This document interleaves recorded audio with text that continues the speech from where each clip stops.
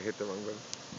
Yeah, okay, go ahead. So Sister Mary was the youngest. She married Charlie Weitzman. They had a daughter, Dorothy, who never married and lived somewhere in Florida.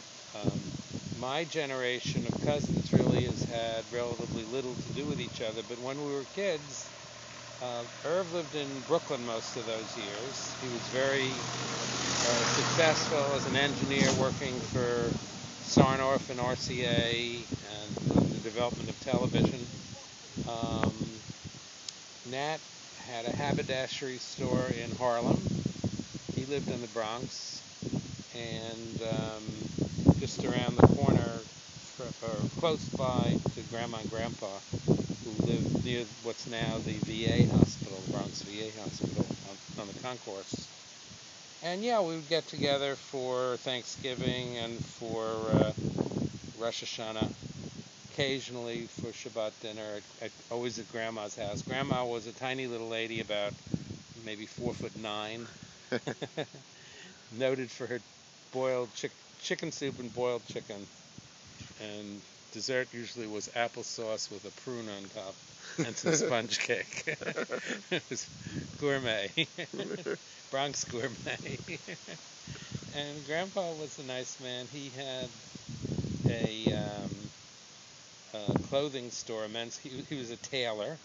I always was impressed that he had a Singer sewing machine in the bedroom. And he was a tailor. And I remember being fascinated by his skill at peeling an apple in one piece. one peel.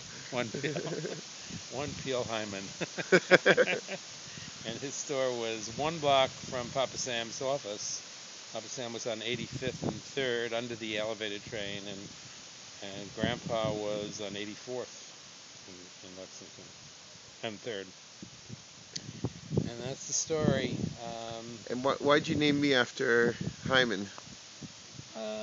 Well, of course, it was traditional to name children after those who had died earlier, and he was an important figure. He was the patriarch.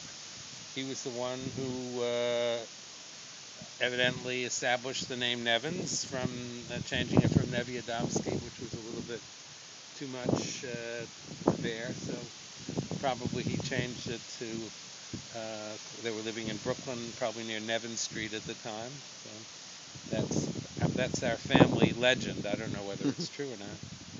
But he was a good man. He had a nice disposition. He had a warm smile.